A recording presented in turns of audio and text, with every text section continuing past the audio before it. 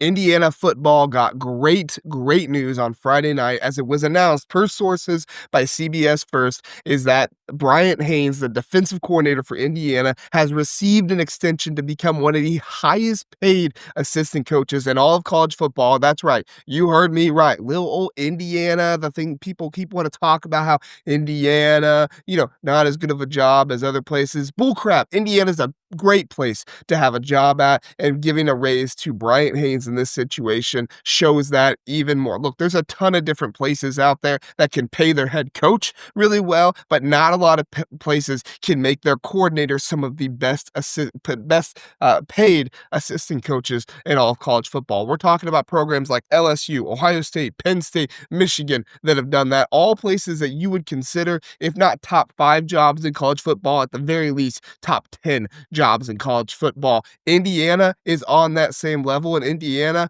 I would say, listen, you call me crazy Big Ten homer JR. That's fine if you want to say that. I would say the Indiana football job, head coaching job is a top 5 job in college football right now. We'll get into that a little bit here in just a minute, but I do want to remind you to please do like and subscribe here to the Big Ten Huddle. We very much appreciate everybody who likes, everybody who subscribes. We're trying to grind to get to 5,000 subscribers before the end of the year. Look, you guys have been great to this channel. Indiana fans, you have been great subscribing, sharing, and helping this channel continue to grow. And as I always say, the fan bases that watch us the most, the fan bases that listen to us the most, those are the fan bases we're going to put out the most content for. Number one, because we appreciate y'all, and number two, because y'all are actually watching the videos. Anyway, back into the content, as Bryant Haines has been spectacular at Indiana. Last year, he was spectacular. He has had a top 30 defense in terms of yards per play the last 3 years, every single year, right? Even, not even including this year. This year is top 32. So if you want to include this year, you can say, the last 4 years, he's been top 30. In 2024, his first year at Indiana, little old Indiana, yeah, sure, whatever about the schedule. Still, this is Indiana. This is not a program that has been great at football. This is not a program that has recruited the best players in all of college football. But Bryant Haines came in with spectacular scheme, spectacular coaching, and a head coach in Curt Cignetti that he has these guys playing at a top 5 level in all of college football. Number 3 nationally in run defense in 2024 in terms of yards per play allowed, and then number 6 in scoring defense, and helped get to Indiana to the college football playoffs and was a Broyles Award finalist as well. This season in 2025, he's even better. Number 2 in scoring defense, behind only Ohio State, and they beat Ohio State, right? They beat Ohio State there. Yes, Ohio State has not allowed a single team to score over 17 points this season. Indiana has only allowed one team to score over 20 points this season. So maybe not on the same level as Ohio State, but still beat Ohio State, stop the best player in college football, Jeremiah Smith, stop the best, one of the best quarterbacks, and I would say the most accurate quarterback in college football, right? He has the highest completion percentage, and stopped an offensive line that had only given up 6 sacks on the season. Yeah, they got 5 sacks in that game alone, showing just how dominant this Indiana defense is. They were number 3. They are number 3 in rush defense this season.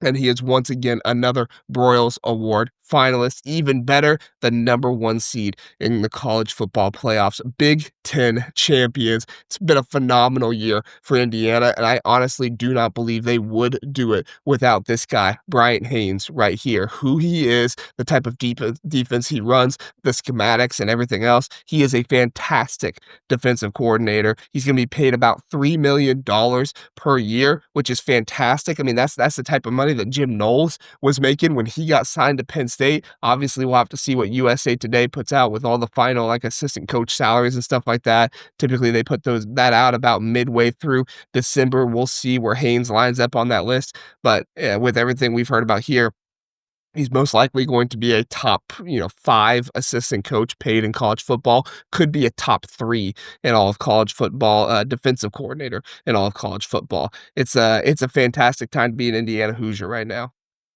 But one of the reasons why this is so huge is not just for this year. Obviously, Indiana, very good chance to win a national championship this year, but it's not just this year, but it's also the years to come as well, right? Last season, people noticed Bryant Haines. They saw how good of a defensive coordinator he was, and he got some recognition. He had Ohio State, Penn State, even Notre Dame sniffed around a little bit to see what Bryant Haines was looking at to possibly be a defensive coordinator at a, quote unquote higher level back then. But Haynes has been with Curt Cignetti for over 10 years now. I mean, he's been there for a long, long time. He was back there at Elon, he was at JMU, he was at IUP. Like, he's been with Curt Cignetti for a long time now, and he has been a fantastic addition to that staff, finally given the defensive coordinator role when he was at James Madison. But he was patient, he waited, he bided his time, and he's now going to be one of the highest paid assistant coaches in all of college football. And this is going to lock him up to not be able to be taken by those Ohio States, by those Penn States, some of those blue blood programs. Look, Michigan is probably going to move on from Wink Martindale. And as much as Michigan is trying to talk about hiring Curt Cignetti right now, listen, it's not going to happen because, quite frankly, like I know Michigan fans don't want to hear this, but college football is changing. Indiana right now is a better job than Michigan football is, and I know that sounds crazy, and Indiana fans are going to agree with me on that, but other people are going to be like, "Oh no, JR, they're not a blue blood. They're not this, that, and the other." Does the history really matter, right?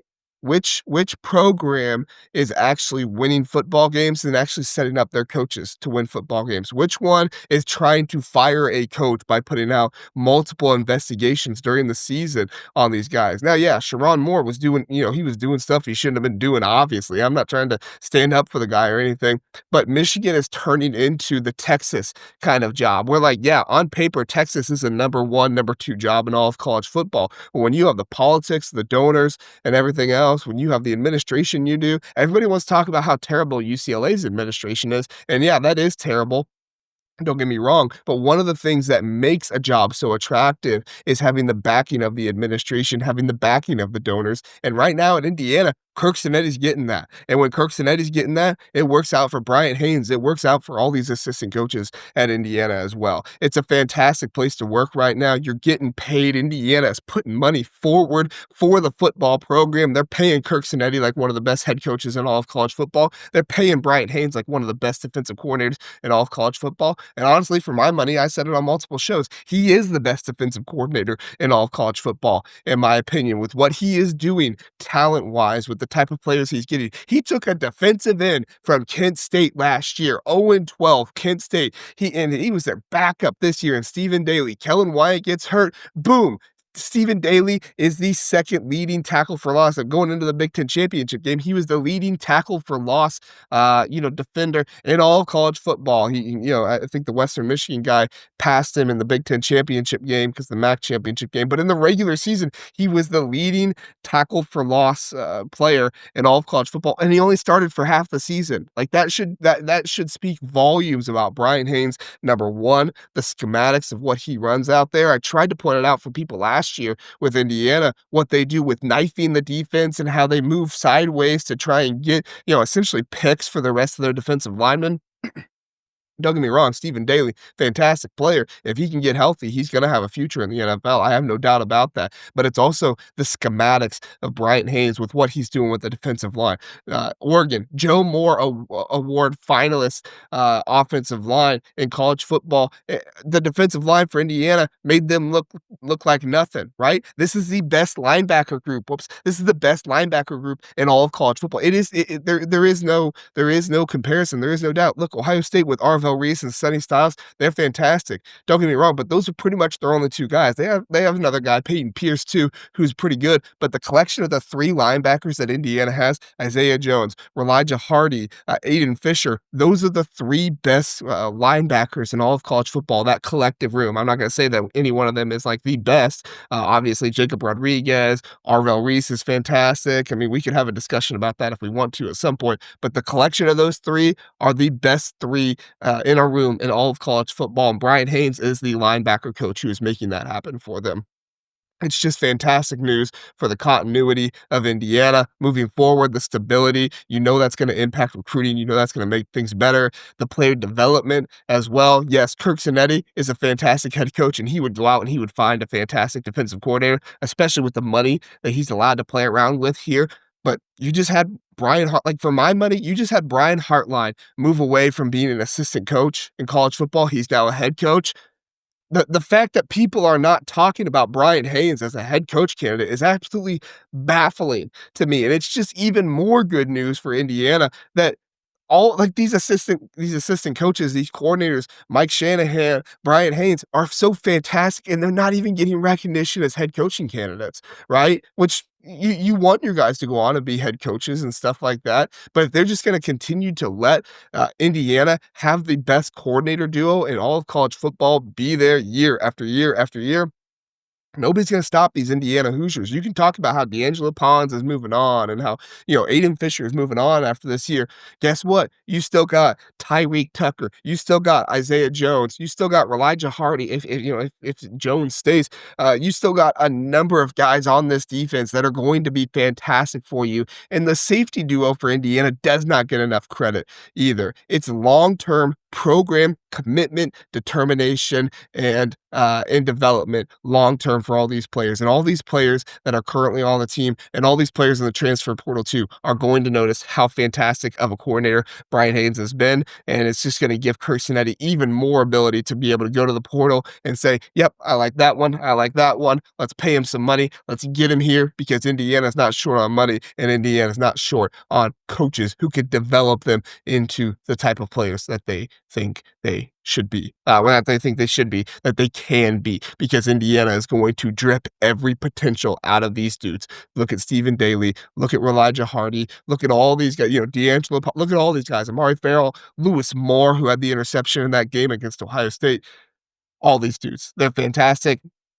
I'm sorry, I'm losing my breath. I'm still a little sick, but I had to get on here and make this video about Bryant Haines because I'm fired up about not only his future, but the future of Indiana football with him. Indiana fans, let me know what you think in the comments down below. Would love to know your thoughts on Bryant Haines, the extension, who he is, and everything that's going on with Indiana football right now. Thank you so much for listening. Thank you so much for watching. Have a good one. We'll see you next time.